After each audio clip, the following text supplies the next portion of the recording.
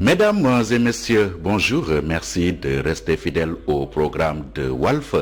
Nous sommes heureux de vous retrouver sur ce plateau de l'émission Opinion. Opinion a le plaisir ce dimanche de recevoir El Hadj Ibrahima Sall. El Hadj Ibrahima Sall, bonjour. Bonjour Pierre-Edouard. Très heureux d'être encore toujours là et devant votre auditoire. Voilà, et merci d'avoir accepté notre invitation. Je vous remercie. Bien, vous êtes le président de la commission évaluation et suivi des politiques et programmes publics. Vous êtes aussi un ancien ministre du Plan. Ce 4 avril, le Sénégal est doublement verni. Dimanche de Pâques pour la communauté chrétienne, 61e anniversaire de l'accession de notre pays à la souveraineté internationale. De la bouche des anciens et même de certains historiens, il se dit qu'au lendemain des indépendances, les populations brutalement sevrées par le colonisateur se demandaient encore à quand la fin des indépendances. Plus de 60 ans après, avez-vous envie de vous poser la même question? Je vous remercie Pierre-Edouard. La question bien sûr est provocatrice et je me suis jamais posé la question. Et pourquoi? Parce que tout simplement j'ai considéré que la quête de la souveraineté est un élément important de la dignité des peuples. Et donc à ce sujet, je trouve que l'indépendance c'est une quête et c'est une quête permanente pour les peuples qui se respectent. La deuxième chose, c'est que je suis de ceux qui pensent que depuis l'indépendance, nous avons accompli beaucoup de choses. Beaucoup de choses, et je considère aussi que depuis l'indépendance, nos pères qui nous ont précédés et les anciens qui nous ont précédés ont donné à ce pays des choses remarquables, mais qu'il s'agit d'apprécier. Et justement, c'est l'occasion de dire que les illusions de la nouveauté et du progrès sont aussi des illusions qu'il faut expliquer, combattre et déconstruire, mais parce que tout simplement nous avons l'habitude mais de penser qu'il y a du positif que dans le nouveau, alors que quand on regarde bien l'histoire de l'humanité, on se rend compte que souvent ce qu'on appelle le progrès, ou en tout cas la période où la vie des anciens n'est pas moins digne, n'est pas moins honorable que ce qu'il est. Et justement, pour prendre un exemple très simple, vous alliez m'expliquer comment un grand philosophe, mais comme Platon, est-il moins méritant que les nouveaux philosophes qu'on retrouve sur les plateaux de télévision? On peut se demander dans quelle mesure des guides spirituels comme Cheikh Ahmadou Bamba ou El Hadj Malick Sy sont moins méritants que leurs successeurs. Donc c'est une grosse illusion que de penser que ce qui est jeune est nouveau, et d'autant que justement nous alimentons ce jeunisme-là en trompant depuis 50 ans les jeunes, en leur faisant croire que tout ce qu'ils font c'est bon parce qu'ils sont jeunes. Et c'est quoi, les papis font de la résistance? Non, c'est pas les papis qui font de la résistance. Alors deux choses à propos de papis, très bonne expression. La première chose, c'est que la jeunesse n'est pas ce que l'on croit. La jeunesse n'est pas une question d'âge biologique, c'est une question d'âge des idées. On peut être beaucoup plus jeune biologiquement et avoir des idées rétrogrades de 200 ans en arrière. Aujourd'hui, moi je connais des jeunes musulmans, des jeunes chrétiens qui ont une conception de la religion qui est de 200 ans en retard, mais par rapport à la conception de leurs arrière-grands-pères. La deuxième chose, c'est que justement à propos d'âge, la jeunesse, mais c'est l'âge qui nous reste à vivre, c'est pas l'âge qu'on a déjà parcouru. Et devant cette question, il n'y a qu'un seul qui sait, c'est Dieu, qui sait qui est plus jeune et que nous reste-t-il devant nous. Et c'est ça la jeunesse. Et donc je voudrais revenir sur cette question-là pour dire que c'est pas une question d'âge biologique, c'est pas une question d'époque, c'est pas une question, c'est la qualité des idées que vous défendez. Aujourd'hui, quand vous êtes un homme politique et que vous ne connaissez rien de l'avenir, vous ne connaissez rien de la science, vous ne connaissez rien de la mondialisation et des défis que le monde engage, je ne peux pas vous considérer mais comme quelqu'un qui est porteur de progrès ou porteur de messages mais qui peut faire avancer. Donc, pour résumer sur ce point-là, il est important de dire oui, l'avenir appartient aux jeunes, mais que serait une force sans la sagesse? Et surtout, c'est un avenir qui est plein de pièges, plein de désillusions, et qui demande beaucoup de sagesse, beaucoup d'expérience, beaucoup d'apprentissage. Et il faut que les jeunes comprennent un peu cela. Oui, mais on peut poser la question initiale autrement. En 60 ans, le Sénégal a connu 4 présidents, 2 alternances démocratiques. Beaucoup de plans ont été élaborés, beaucoup de programmes ont été mis en œuvre. Malgré tout, le Sénégal est parmi les 25 pays les plus pauvres du monde. Sommes-nous en mesure de nous poser la question, mais à quand la fin des alternances? Oui, la première chose que je voudrais dire par rapport à ça, c'est que d'abord 60 ans, c'est très peu, mais dans l'histoire d'un pays. La France a mis des centaines... C'est l'âge de la retraite au Sénégal. Oui, c'est l'âge de la retraite. Ce n'est pas rien. Oui, c'est presque rien, parce que moi je me considère comme jeune parce que j'ai l'âge du Sénégal. Et exactement d'ailleurs. Et donc, c'est très peu, mais dans l'histoire d'une nation. La France a mis plusieurs centaines d'années, mais pour accomplir sa révolution industrielle. Elle l'a accompli sous Pompidou en 68, mais les structures mentales, les structures agraires, économiques étaient archaïques et n'ont pas fait leur saut dans la modernité jusqu'en 1968. Donc c'est pour dire que c'est très peu. Et deuxième chose, mais c'est dire aussi qu'en 60 ans, nous avons accompli mais des choses remarquables. Aujourd'hui, notre système, nos chercheurs, mais nos universitaires sont des gens remarquables. Nous faisons des élections au Sénégal en étant beaucoup plus rapides dans la délivrance mais des résultats mais que les États-Unis. Nous avons moins de conflits électoraux, nous avons un pays plus pacifié, nous avons séparé des sœurs siamois il y a 40 ans à l'hôpital principal déjà de Dakar. Donc il y a des choses remarquables qui ont été faites par le Sénégal. Et nous sommes encore une fois un pays de paix, un pays de tolérance, et ça vaut mieux que tout. Et même si dans cette sorte d'éclaircie, il y a quelques nuages dont nous reparlerons, mais je pense qu'essentiellement, nous avons accompli beaucoup de choses. Et je voudrais tout simplement donner quelques exemples. Prenez le temps, parlez à des gens mais qui ont l'âge de mes parents ou de mes oncles, demandez-leur combien de temps ils mettaient mais pour quitter Dakar, aller à Touba, ou pour quitter, je ne sais pas moi, Ngazobil, mais pour aller à Keur Samba. Mais ils mettaient des jours et des jours. Aujourd'hui, vous avez partout des écoles, vous avez partout des routes et vous avez partout des centres de santé. Et ça, c'est un point qui est extrêmement important et c'est des choses extrêmement importantes que nous avons réalisées. Donc ce pays est un grand pays. Nous avons été presque toujours un exemple pour le continent et pour le monde. Et il faut que nous le restions et le Sénégal doit rester un exemple. Oui, cet exemple est en train de perdre de sa superbe. Hein? Le Sénégal, ce havre de paix, nous l'avons tous chanté sur tous les toits. Mais ce commun vouloir de vie commune n'est-il pas menacé, surtout au révélateur de l'actualité, ce débat sur l'ethnocentrisme? Oui, alors ce que je voudrais dire, c'est d'abord sur le Sénégal et sur ce que je pourrais appeler le récit national du Sénégal. Je voudrais dire que les pères fondateurs ont créé au Sénégal, ils ont créé le Sénégal et ils lui ont collé une devise. La devise dit un peuple, un but, une foi. Et je voudrais expliquer ici de façon très simple aux Sénégalais que le 1 qui précède l'article 1 qui précède le but, le peuple et la foi, n'est pas un article indéfini. C'est-à-dire que ce n'est pas un qui s'opposerait à plusieurs. C'est un article numérique défini. Donc c'est un, pas deux. C'est un peuple, pas deux. Un but, pas deux. Une foi, pas deux. Et justement, l'unicité de notre peuple, il repose sur des considérations objectives parce que nous avons... le Sénégal a une sorte de continuité et d'homogénéité géophysique qui a prédisposé son peuple ou ses peuples à des brassages et à des échanges. Et que ce peuple est un peuple de métis et il y a de très rares peuples ou peuplades ou communautés qui n'ont pas été des produits de croisement. Quand vous prenez les Wolofs c'est les plus métissés.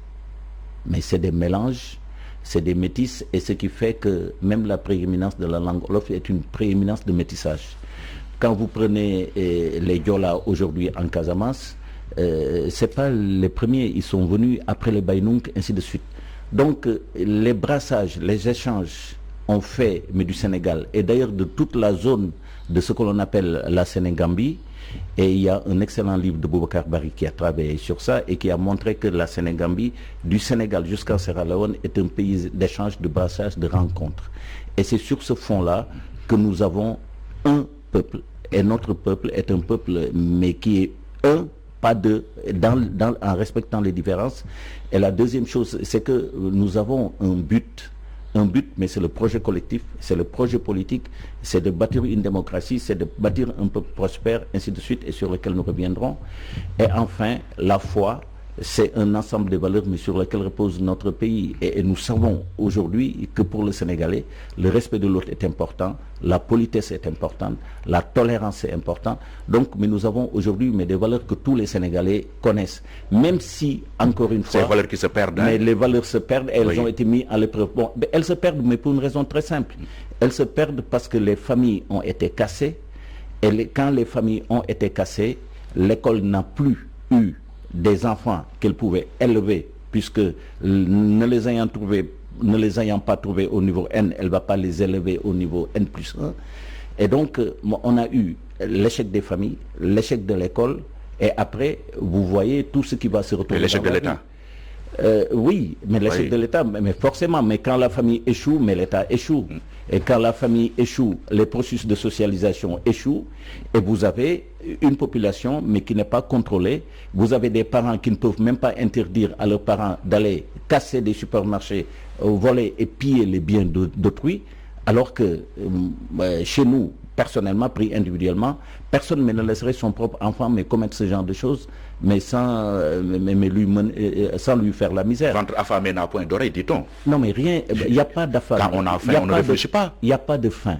L'argument de la famine et de la faim est un argument scandaleux. D'abord, ce n'est pas parce qu'on a faim qu'on agresse les gens. Et la deuxième chose, mais le Sénégal a connu la faim, c'était en 1972-73. Le Sénégal avait été déclaré pays sinistré. Moi, ça m'a trouvé, mais sur le chemin de Dakar-Bango pour aller faire mon service militaire, j'étais tout petit.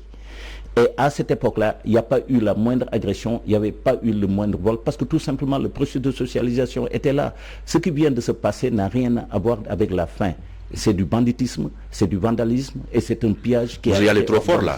Non. Mais comment? Vous qualifiez ces gens-là de bandits? Non, mais non. Mais, de qui? Mais je dis les gens qui ont pillé les biens des autres et qui ont mis le feu dans les maisons, mais c'est du vandalisme. Vous appellerez ça comment? Est-ce que, Pierre-Edouard, je vous pose la question, est-ce que vous laisserez votre enfant descendre mais commettre ces actes? Oui ou non? Oui, les questions par principe, c'est moi qui les pose non, ici. Non, on est en dialogue. Là, vous soulignez également la faillite de l'État. Mais où est l'État pendant ce temps-là? Où est l'État? Quand je dis la vérité et que vous me rétorquez que j'y vais fort, je vous pose la question pour savoir si vous y croyez ou pas. Oui, ça c'est votre vérité. Oui, mais je ne suis pas obligé de l'épouser. Non, je ne vous demande pas de l'épouser. Je vous demande de vous prononcer sur cette question-là. Est-ce que vous laisserez votre enfant aller piller ou mettre... Non, je ne prononcerai pas. Ah, mais vous ne prononcerez pas. Mais c'est extrêmement grave. Mais pour votre enfant, en tout cas, qui nous regarde. Mais je pense qu'il appartient à tout père de famille de mettre de l'éducation dans sa famille et de veiller à ce que ses enfants ne commettent pas des actes mais désastreux. Moi, en filigrane, vous soulignez la faillite de l'État dans ce qui s'est passé. Où était l'État? Non, mais les mots, vos mots sont trop forts, mais c'est vous qui y allez fort.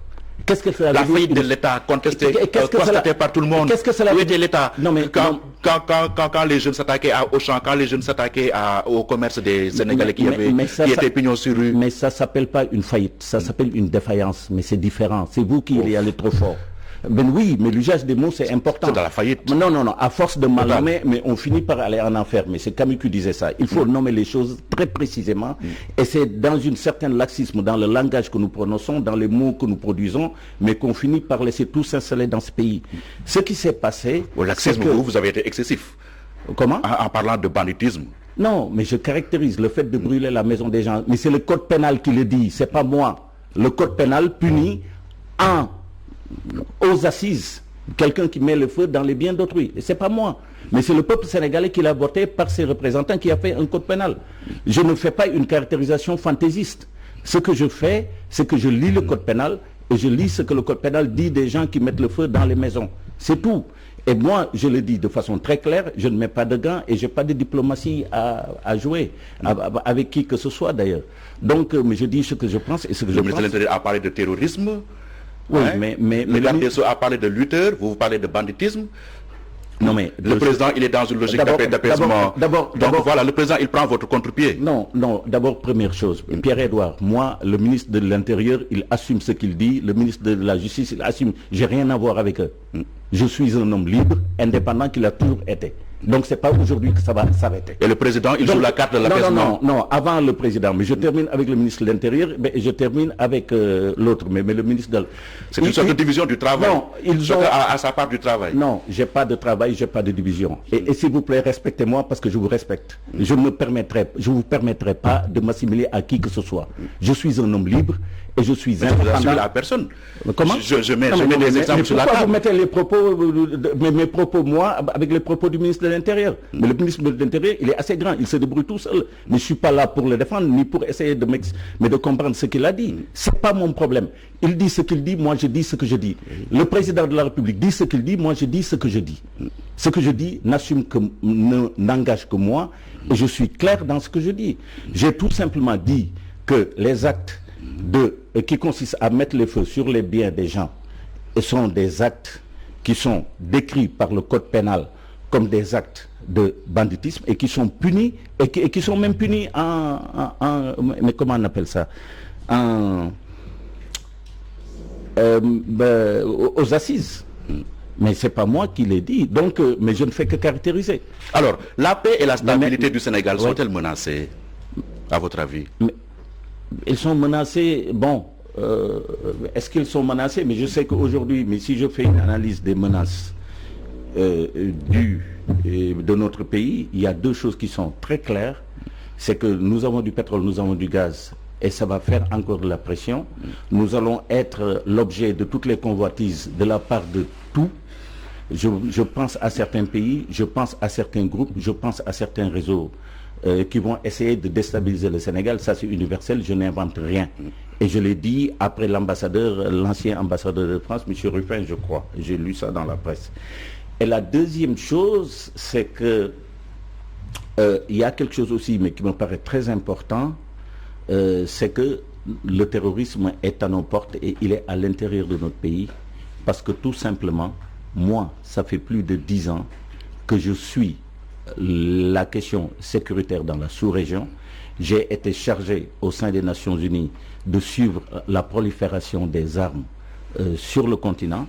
Donc, je suis au courant de ces choses-là. Et la plupart des groupes qui occupent aujourd'hui le Mali, j'ai eu à les rencontrer en d'autres circonstances avant même la crise libyenne pour comprendre. Donc aujourd'hui, mais la situation sécuritaire est très grave. Oui. Le Mali est déstabilisé, le Burkina Faso est déstabilisé, la Mauritanie est déstabilisée et nous sommes une sorte de sanctuaire qui reste à être protégé.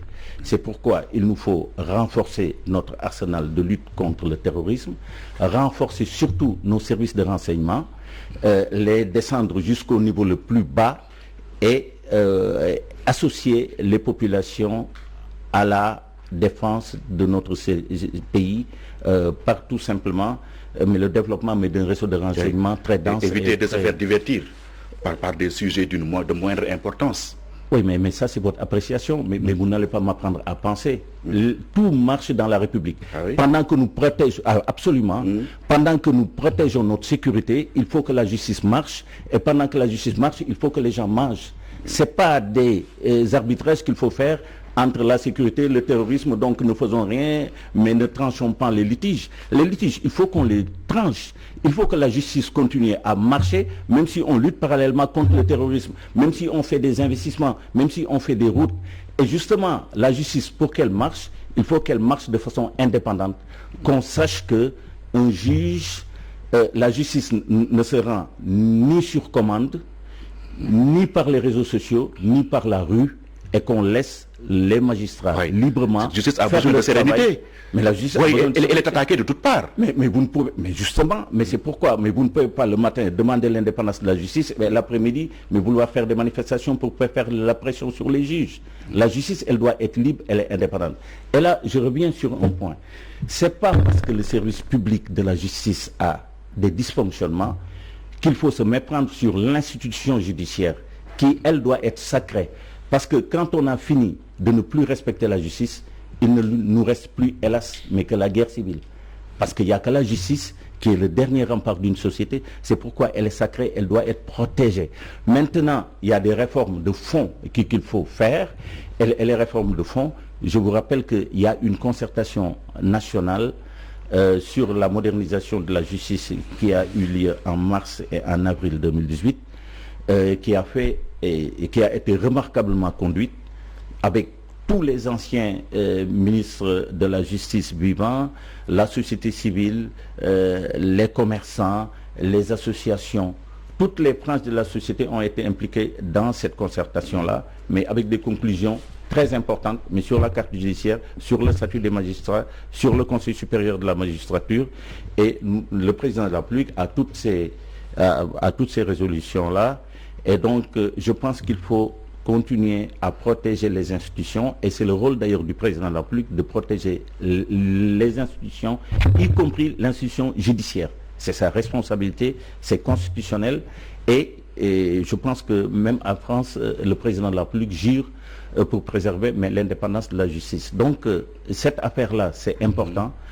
Une société ne peut pas fonctionner sans justice, et il faut que nous comprenions que la justice est sacrée, que nous laissons la justice faire son travail et que nous ne puissions pas mettre la pression, mais la justice matin, midi, soir, parce qu'on a...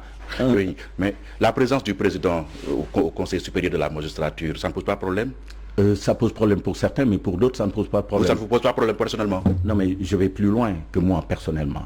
Le juge le plus ancien dans l'histoire du Sénégal, mais qui est le doyen le plus respecté, je ne veux pas citer son nom, 3 ministres, et la fameuse concertation a écrit noir sur blanc qu'ils ne sont pas pour que le président de la République quitte le Conseil supérieur de la magistrature, même s'ils sont pour une sorte de relâchement de l'exécutif. Donc, le problème de fond, c'est pas de dire, mais de façon péremptoire et de façon forte, il faut que le président sorte du Conseil supérieur de la magistrature. Il y a même un ancien ministre de la Justice, deux d'ailleurs. L'un a dit qu'il n'était pas favorable pour que le président sorte. L'autre a écrit et a expliqué que si le président sort, il faut qu'il y ait un arbitre au niveau du Conseil supérieur de la magistrature pour arbitrer certaines choses. Donc moi, aujourd'hui, les propositions que je pense être importantes à faire, c'est de rééquilibrer le pouvoir, de rééquilibrer le jeu entre le ministre de la Justice et les chefs de cour et de juridiction. Et si les chefs de cour et de juridiction ont un pouvoir de management sur les magistrats, ce qu'ils devraient avoir, ils feront correctement le travail d'anticipation, le travail d'évaluation et ce que l'on appelle la sanction infradisciplinaire. Et aujourd'hui, par exemple, nous l'avons vécu, mais lors de ces derniers événements, c'est frappant pour les Sénégalais de constater qu'aucun chef de juridiction, aucun chef de cour n'est monté au créneau pour parler. Parce que sans doute, on doit leur donner beaucoup plus de pouvoir et leur demander d'animer beaucoup plus la justice, d'animer beaucoup plus les juridictions que ce n'est le cas actuellement. Donc vous avez des choses comme ça. Mais ce que je voudrais dire, c'est que la justice, encore une fois, c'est pas l'affaire des journalistes, mais c'est pas l'affaire des économistes comme moi. Et que des gens qui ont été dans le métier ont été consultés, ils ont beaucoup plus de compétences que moi en tout cas, et qu'ils sont plus habilités à se prononcer parce qu'ils ont été en situation de subir des pressions, ils ont été en situation... Donc il faut tout dire. Ce sont les magistrats eux-mêmes qui demandent l'indépendance. Non, les magistrats... L'UMS fréquemment monte au créneau pour demander la justice. D'abord, la première chose que je voudrais dire, c'est que l'indépendance de la justice, pour l'indépendance de la justice n'est pas une fin en soi. L'indépendance de la justice, elle est faite pour qu'on rende la justice aux citoyens. Première chose. Et dans ce cadre-là, l'indépendance de la justice, il ne faut pas qu'elle aboutisse à du corporatisme ou qu'elle aboutisse tout simplement à une république des juges. Mais tout le monde sait, mais c'est un débat que tout le monde connaît. Donc on ne peut pas. Vous savez, mais la démocratie est très complexe. Et dans la démocratie, il y a un jeu de contre-pouvoir par lequel même le pouvoir judiciaire vit un contre-pouvoir, et parfois le Parlement est utilisé comme un contre-pouvoir et l'exécutif. Quand il y a des grâces présidentielles, mais c'est une façon d'organiser les contre-pouvoirs entre l'exécutif et le pouvoir judiciaire. Donc il n'est pas question la justice est trop importante, mais pour être l'affaire des juges. Ah oui. On ne va pas abandonner notre pays à quelques juges qui font ce qu'ils veulent. Puisque l'indépendance de la justice, c'est l'indépendance contre le pouvoir politique, c'est l'indépendance contre le pouvoir financier, c'est l'indépendance contre même les préjugés propres des individus, c'est l'indépendance contre les sociétés philosophiques auxquelles ils appartiennent. Mais vous savez, en France, dans le statut des magistrats, il y a une disposition particulière qui est réservée à l'indépendance de la justice, mais par rapport à la loge et aux francs-maçons. Donc c'est pour vous dire que le juge, il doit être protégé contre tout, contre les religieux, contre ses confréries, contre sa famille, contre ses préjugés. Et c'est ça l'indépendance de la justice. Ce n'est pas une histoire d'un président qui prend un téléphone et qui parle au juge. Donc quand nous parlons de ces choses-là, il faut bien qu'on sache de quoi on parle et qu'on prenne des mesures, des décisions qui sont bien discutées et bien réfléchies. Et moi, je vous dis qu'il y a une large concertation, la plus large qui a été produite, la plus sérieuse qui a été faite. J'ai lu, moi, tout le contenu, tous les rapports, mais toutes les propositions sont sur la table pour qu'on fasse. Mais oui. Lors de cette on connaît le sort qui est réservé à ces concertations-là dans notre pays. Non, mais il ne faut pas dire on sort. Lisez d'abord le document et après, mais vous viendrez sur ça. Oui, d'autres concertations les ont précédées. Mais ce n'est pas parce que d'autres concertations n'ont pas marché que vous... Qu'est-ce qui nous donne la garantie que ces concertations-là, les conclusions seront appliquées? Non, mais rien du tout. D'abord, il n'y a pas de garantie. Il n'y a pas de garantie, les gens ont la bonne volonté, ils ont déclenché aujourd'hui un certain nombre de concertations pour rendre la justice plus crédible. Et aujourd'hui, c'est la crédibilité de la justice qui est en question. Et dans cette concertation, je vous dis, où il y a eu les plus grands juristes, les plus éminents, vivants en tout cas, ils ont tous été vus, auditionnés. Le fait de sortir le président du Conseil supérieur de la magistrature n'est pas une opinion partagée et c'est marqué noir sur blanc. Et vous verrez, quand vous lirez le rapport, que M. Untel, on dit qu'ils sont contre le fait que le président de la République sorte du Conseil supérieur de la magistrature. Après la justice... Maintenant, il y a autre chose qui a été dit, mais qui a été dite dans cette concertation. Il a été dit de façon très claire qu'il faut renforcer les garanties données au parquet. Il faut renforcer la légitimité des procureurs par leur mode de nomination. Et il a été dit aussi qu'il faut éviter de faire un recours abusif à la notion d'intérim et à la notion de nécessité de service pour justement respecter le principe d'inamovibilité des magistrats. Donc il y a des réformes de fond, il y a des demandes qui sont très précises, mais qu'on ne nous fasse pas croire que tous les juges, tous les juristes ont demandé que le président sorte du Conseil supérieur de la magistrature. Ce n'est pas vrai et ce n'est pas ce qui est marqué dans le rapport, moi, mais que j'ai lu d'ailleurs il y a 2 jours avant de venir ici. Alors, en dehors de la justice, Elhadj Ibrahima Sall, faut-il réformer la société sénégalaise? Mais bien sûr qu'il faut la réformer et je pense que c'est la seule qui mérite d'être réformée aujourd'hui. C'est la seule réforme qui vaille? Non, il y a beaucoup de réformes. Il faut réformer notre démocratie. Il faut réformer notre économie, il faut réformer la société. Et sur la société, il faut la réformer parce que déjà, il faut défendre les familles. Les familles sont en train d'être défaites. Les familles sont en train d'être défaites. Je vous donne quelques chiffres. D'abord, le taux des divorces. Tout le monde constate qu'il augmente. Le rôle des pères de famille, il n'est pas assumé, il n'est pas joué. Les hommes font des enfants à leurs épouses et tournent le dos au foyer. Quand vous êtes en divorce, vous avez du mal à percevoir votre pension alimentaire.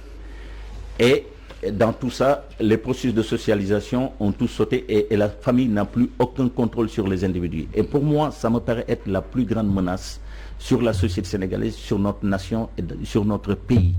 Tant que les familles ne seront pas reconstruites, on trouvera toujours ce qu'on trouve dans les rues. Et quand vous constatez que 67% des pères de famille ne sont pas là quand leur enfant, quand leur enfant fait la crise d'adolescence, mais vous comprenez que plus de la moitié se retrouvent dans la rue et deviennent des agresseurs et des actes dont j'ai parlé en parlant de vandalisme la dernière fois. Donc, mais c'est les familles qui doivent être protégées. Parce qu'un enfant, il grandit dans une famille. Quand les familles marchent bien, on pourra effectivement prendre les enfants et les transférer au système scolaire et que le système scolaire continue le processus de socialisation. Or, les familles ont été cassées parce que les familles sans chef de famille, les familles sans autorité, l'autorité parentale n'existe plus, mais comment voulez-vous qu'on tienne? Comment protéger les familles? Donc, d'abord, mais par une politique familiale. Je pense qu'aujourd'hui, il faut que l'État, à chaque cas de divorce, qu'on puisse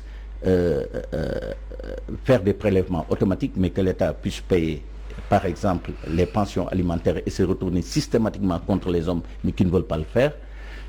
C'est détruire mais certaines conditions pour les chefs de famille et qu'ils puissent être sanctionnés, mais quand leur responsabilité est engagée. Parce que quand vous avez des enfants de 12 ans, de 11 ans, mais qui commettent certains actes dans les rues, en tout cas mais certains crimes ou certains délits, je pense qu'il faut que les parents puissent être tenus pour responsables et qu'ils puissent répondre devant la justice de ces choses-là.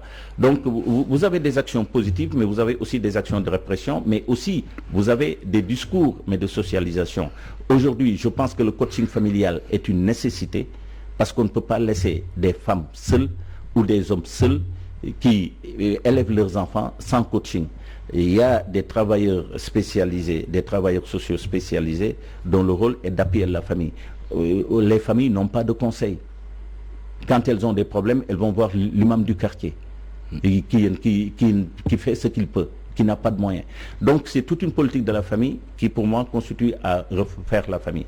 La deuxième chose, c'est que la famille sénégalaise, compte tenu de notre culture, il faut qu'elle se prononce, qu'elle se mette à l'abri de beaucoup de choses qui sont en train de se passer en Occident, mais notamment le courant LGBT, notamment tous les pans qui sont en train de tomber sur la pédophilie, sur l'inceste, tout ça, il faut que nous protégions nos familles et qu'on ne laisse pas n'importe quoi se passer. Donc il y a un projet mais de défense mais de la famille, mais qu'il faut mais complètement discuter avec des discussions très graves.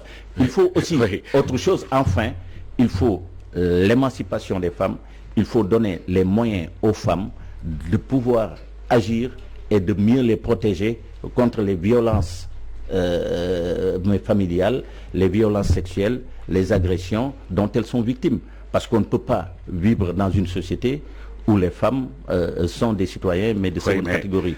Et il faut aussi que dans l'administration, dans la fonction publique et dans les entreprises, qu'on ait un programme de rattrapage pour l'égalité hommes-femmes sur les postes de responsabilité. Et je pense que tout ça, c'est une politique d'émancipation, mais nous ne pouvons pas, pendant que le monde est ce qu'il est, rester archaïque, rester conservateur, et tout ça au détriment de la femme et de la famille. De manière triviale, je dirais, est-ce que la meilleure manière de défendre la famille, ce n'est pas de faciliter à son chef la DQ, la fameuse dépense quotidienne? Mais c'est un des aspects. Mais qui a éduqué ses enfants avec la DQ? Vous n'avez jamais vu de fils de riches, mais qui soient tombés dans la drogue et qui soient tombés dans le banditisme? Ça existe tous les jours. L'éducation, c'est pas ça. L'éducation, c'est pas une affaire de DQ. Mais c'est le discours que vous tenez à vos enfants. Moi, j'ai vécu dans des quartiers très populaires, très pauvres, et les mieux éduqués n'étaient pas forcément des enfants de riches. C'est les pères de famille qui assumaient leurs responsabilités, qui venaient au crépuscule contrôler qui est là, qui est venu, qui n'est pas rentré, qui ont pu avoir les meilleurs résultats. Et d'ailleurs, c'est partout dans le monde. Quand vous allez en France, les grandes écoles sont fréquentées par les enfants d'instituteurs, parce qu'ils ont été éduqués. Donc ce n'est pas un problème de moyens. Et deuxième chose, mais la DQ... On ne peut pas occulter le moyen. La DQ... Non, je n'occulte pas les moyens. Ce fameux panier de la ménagère, on ne peut pas l'occulter dans ce débat-là. Mais vous savez comment on fait pour la DQ, Pierre-Edouard? Comment faut-il faire pour la DQ? C'est un mot, il n'y en a pas deux. Il faut travailler et il faut gagner... Mais comme le disent les textes religieux, il faut gagner sa vie à la sueur de son front. Mais personne Aucun père de famille ne peut prétendre rester, s'asseoir, croiser les bras et attendre, mais que l'État lui mette le pain dans la bouche. Encore est-il qu'il faut trouver ce fameux travail-là. Mais bien sûr. Une bonne transition. Mais ça, c'est une très bonne transition pour parler de travail. Alors, aujourd'hui, une question d'une brûlante actualité, la question de l'emploi. Comment l'appréhendez-vous à votre niveau? Bon, d'abord, il faut dire que l'emploi, encore une fois, c'est la résultante de beaucoup de choses. Et je vais m'expliquer. L'emploi, c'est la résultante, ça commence d'abord très loin. C'est pas seulement le marché du travail où on a de l'offre et de la demande. Est-ce que vous cherchez du travail? Est-ce que j'en trouve? Non. L'emploi remonte de très loin. Le premier problème qu'il faut voir quand on parle d'emploi, mais c'est d'abord la démographie. Les hommes constituent une certaine quantité à un moment donné, et vous avez en face des entreprises mais qui tournent. Donc il y a les deux. Il y a d'une part, du côté de la demande, il y a la démographie, et du côté de l'offre, il y a les entreprises. Alors, la démographie, il faudrait la gérer de façon rationnelle pour que... Quoi? Oui, mais j'arrive. Limiter les naissances? Non, mais j'arrive justement. Mais j'ai été ministre du Plan, mais je sais bien de quoi je parle, parce que je me suis occupé des politiques de population, et au niveau mondial, je me suis occupé des 4 personnes qui ont rédigé mais le rapport, mais sur Beijing plus 5. Alors, ce que je voudrais dire, mais c'est que les politiques de population sont importantes. Le Maroc et nous avaient en 1960 le même taux de fécondité. 30 ans après, 40 ans après, le Maroc a aujourd'hui la moitié du taux de fécondité que le Sénégal. Et pourtant, on n'est pas plus musulman qu'eux. C'est parce que tout simplement, il y a une politique qui a permis cela.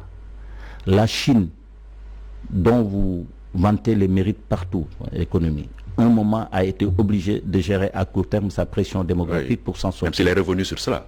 Mais elle est revenue sur ça parce qu'elle a les moyens de revenir. En gratifiant même la fécondité. Mais c'est parce qu'elle a les moyens. L'Allemagne a une population qui vieillit et elle a besoin d'enfants, elle va le faire. Donc chaque pays... On fait trop d'enfants au Sénégal? C'est ça la question?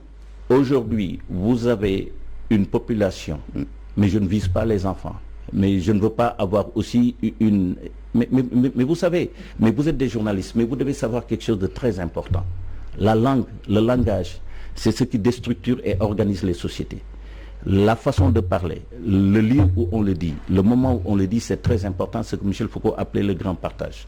Donc moi je n'utilise pas n'importe quel mot pour dire n'importe quoi. Et on reviendra dessus d'ailleurs, mais sur les slogans, parce que ça crée toujours des malentendus. Je ne vise pas les enfants. Ce que je dis, c'est qu'aujourd'hui, le volume de demandeurs d'emploi, la population jeune au Sénégal croît beaucoup plus vite que le croît naturel.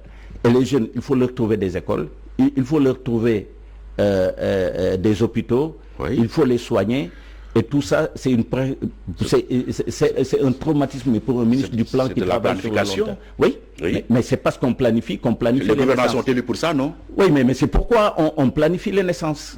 Voilà, vous ne pouvez pas nous dire ne planifiez pas, et quand on se met à planifier, vous nous le reprochez. On ne peut pas, aujourd'hui, vous ne pouvez pas être là où vous êtes et avoir, mais vous allez me dire, mais ne me posez pas la question parce que je ne vais pas répondre, mais vous ne pouvez pas avoir 15 enfants, non? Moi, je ne peux pas en avoir au-delà de... Si je le désire, pourquoi pas? Ah non, mais et que j'ai les moyens de le faire. Ouf, mais vous avez dit que vous avez les moyens. Pourquoi pas? Mais on ne peut pas, on ne fait pas des enfants parce qu'on les désire.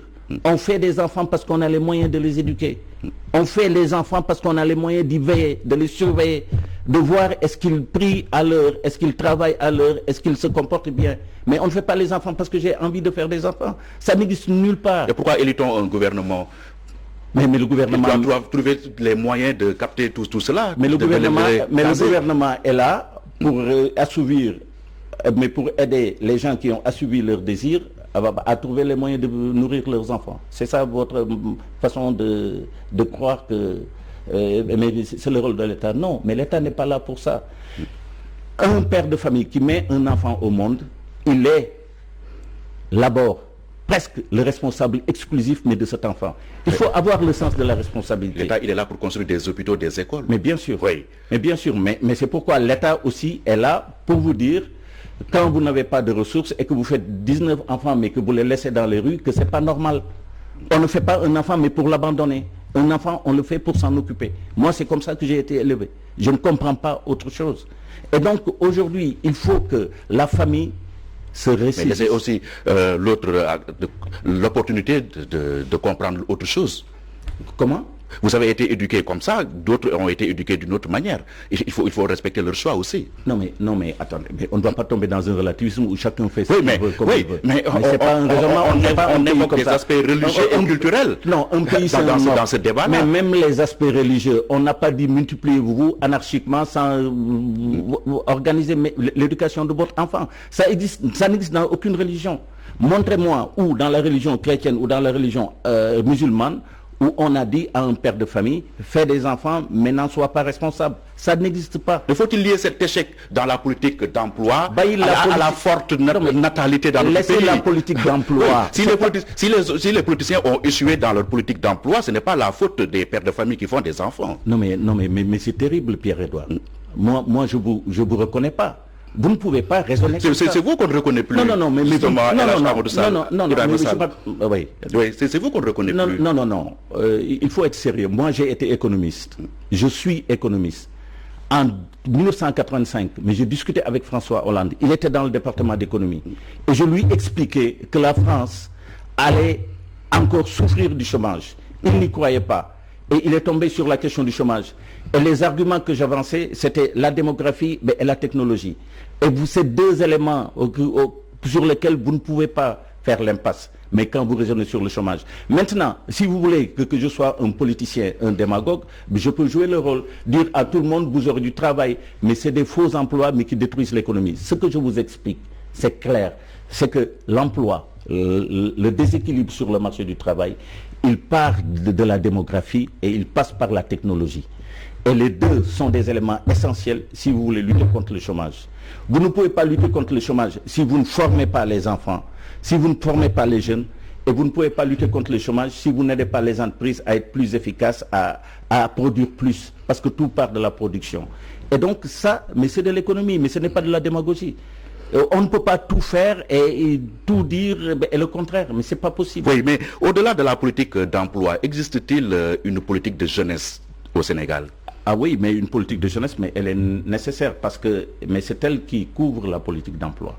Parce que tout simplement, une politique d'emploi pour des emplois, c'est très important. Mais même le jeune, il n'est pas fait que pour travailler. Le jeune a besoin de s'épanouir. Le jeune a besoin de participer à la vie collective. Le jeune a besoin de participer à la cité. Le jeune a besoin de bien-être. Et tout ça, mais c'est une politique de jeunesse, mais qui le met en œuvre.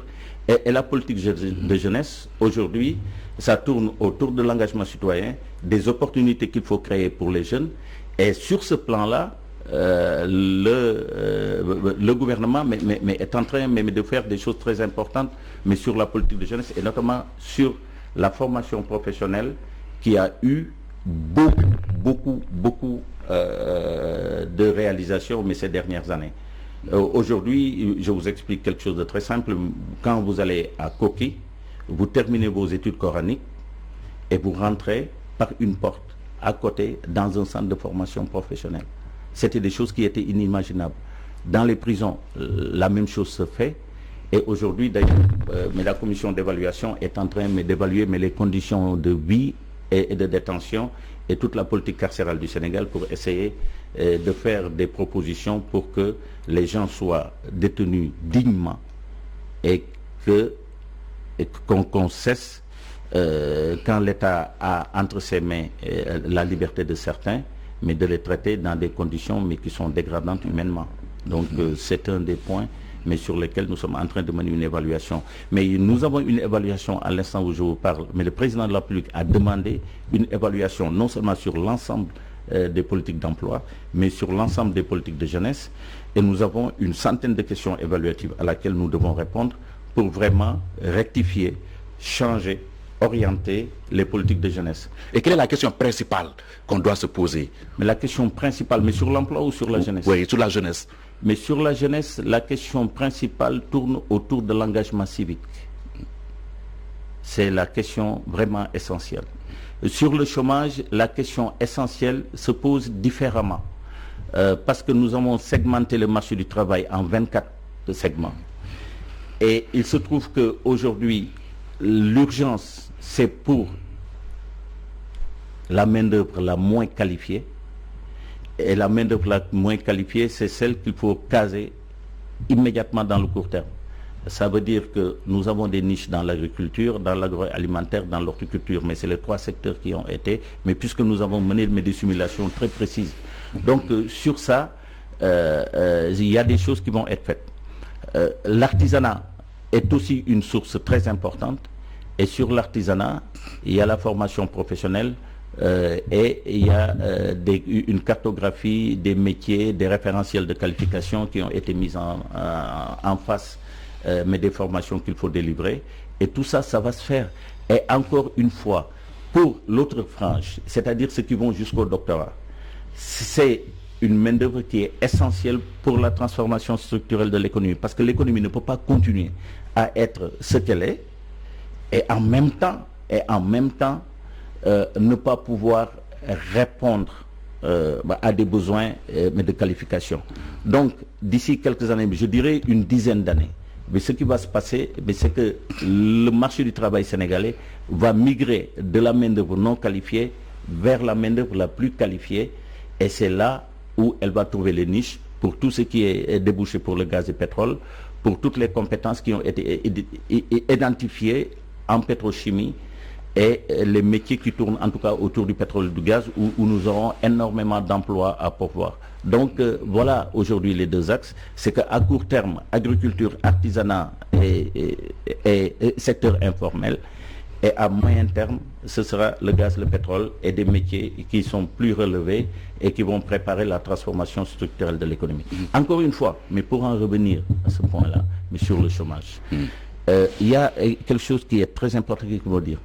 Pour en revenir au président Hollande, il disait nous allons inverser la courbe du chômage. Et j'ai dit à un ami, j'ai l'impression qu'il ne sait pas de quoi il parle. Inverser une courbe de chômage, mais ce n'est pas possible en un mandat. Ce qu'on peut faire, c'est trouver des points d'inflexion. Oui. On peut trouver des points d'inflexion, mais inverser une courbe, c'est très difficile. Et pourtant, il en a fait un point d'honneur. Oui, mais c'est pourquoi il est parti. Il est parti, oui. Mais ça a été une bêtise.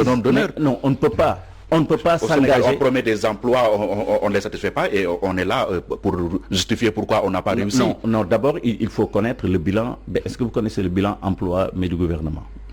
Vous ne l'avez pas. 500 000 emplois, premier mandat, deuxième mandat, il a promis 1 million d'emplois. Les emplois... Faites-nous les comptes. Non, mais mieux. Il y a même plus que des comptes, mais il y a des simulations. Il y a un économiste qui est un très bon économiste à l'UCAD, mais que j'appelle Jean-François Cabral, mais qui a fait une très belle étude, mais des simulations sur l'impact du PSE sur l'emploi. Tout ça, on le sait, c'est précis, c'est net. Oui, ce qu'on sait, c'est que des jeunes prennent par centaines des périodes de fortune pour aller chercher le mieux-être ailleurs. Non, mais ça, c'est un autre débat. Encore une fois, mais ne mélangez pas. C'est ça le résultat des courses. Mais vous mélangez les choses et vous empêchez aux gens de réfléchir correctement. Non, mais prenons étape par étape. Je mets sur la table un point concret. Non, il n'y a pas de débat. On parlera de ce point concret. Mais vous me laissez d'abord régler cette affaire-là, d'abord d'emplois qui étaient prévus et qui ont fait l'objet de simulation. Ce que je vous dis, c'est que les emplois qui ont été promis ont été créés, mais ils sont insuffisants devant la pression démographique et devant l'ampleur du chômage sur le marché du travail. Voilà la vérité et voilà la réalité pour être plus clair. Les emplois promis ont été créés, mais ils ne sont pas suffisants parce qu'il y a trop de jeunes qui attendent et la pression des demandeurs d'emploi est plus forte que ça. Et je disais qu'on ne peut pas inverser une courbe de chômage en un quinquennat. Ce n'est pas vrai. Mais c'est des propos de politiciens qui ne peuvent pas être vrais. Pour inverser une courbe de chômage, il faut des points de rebroussement. C'est beaucoup plus terrible que ça.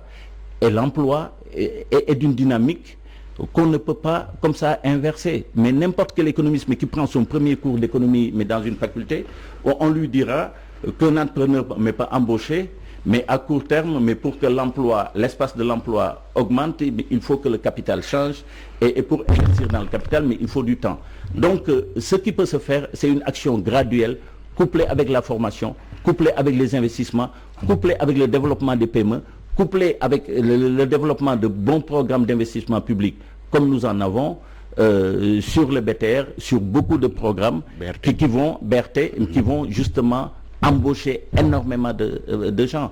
Et donc ça, il faut prendre le temps de les préparer. Mais moi, ce que je dis, c'est que à court terme, il y a eu des emplois qui ont été créés, ils sont insuffisants, mais dans 3 ans, l'environnement du marché du travail va complètement changer au Sénégal, compte tenu des investissements et compte tenu des investissements directs étrangers. Parce que c'est important que les étrangers viennent au Sénégal, investissent et que l'État doit veiller sur la sécurité de leurs investissements, parce qu'on ne peut pas, d'une part, appeler l'investissement direct étranger et en même temps se mettre à mettre le feu devant les intérêts étrangers. Ça, c'est des choses qui sont inadmissibles. Et là, il nous reste vraiment très peu de temps. Vous êtes le président de la commission évaluation et suivi des politiques et programmes publics. Alors, dites-nous, quel est l'enjeu de l'évaluation des politiques publiques dans un pays comme le Sénégal? Alors, l'enjeu des évaluations, c'est que justement, c'est tout le débat que nous avons du matin au soir. Aujourd'hui, dire qu'une politique a échoué ou dire qu'une politique a réussi, vous ne pouvez pas le dire tant que vous ne l'évaluez pas. Or, depuis 60, on n'a jamais évalué. Ah oui. Voilà la gravité du débat politique où est-ce qu'on en est. Les gens qui disent de façon rapide, expéditive, telle politique a échoué, n'ont aucun élément pour le dire. Ce qui s'est passé depuis notre indépendance, c'est que nous avons fait des revues annuelles. On a fait à la clôture des projets des rapports d'évaluation de projets, mais ce n'est jamais des évaluations d'impact. Une revue de politique publique et une évaluation de politique publique est très compliquée. Aujourd'hui, par exemple, j'ai sur ma table l'évaluation de l'ensemble du système de santé. Nous avons 300 questions évaluatives que nous allons poser avec des auditions de tous les directeurs d'hôpitaux, de tous les présidents de sociétés savantes, de toutes les associations de malades, des enquêtes de satisfaction, les équipements, et faire énormément de choses. Donc, mais c'est des choses qui sont très complexes et on n'en a jamais fait. Donc aujourd'hui, pour savoir si nous sommes dans la bonne direction, il va falloir le faire. Et c'est la raison pour laquelle le président de la République qui a créé cette commission a attendu 2019 pour la staffer. Et aujourd'hui, c'est une commission mais qui demande des capacités particulières parce que même les pays comme la France n'évaluent pas assez les politiques publiques. Et c'est la raison pour laquelle on se pose des questions mais sur l'orientation de leur politique. Donc nous, si nous voulons savoir si nous sommes dans la bonne direction ou pas, il faut évaluer les politiques publiques. Et quand on les aura évaluées, on pourra dire ça a marché, ça n'a pas marché. Mais aujourd'hui, nous sommes dans une sorte d'atmosphère dans laquelle chacun sort, fait ses condamnations ou applaudit sans raison objective. Et je pense que l'évaluation des politiques publiques était une chose nécessaire et il va falloir qu'on le fasse, mais qu'on le fasse très sérieusement, avec toutes les méthodes, avec toutes les capacités.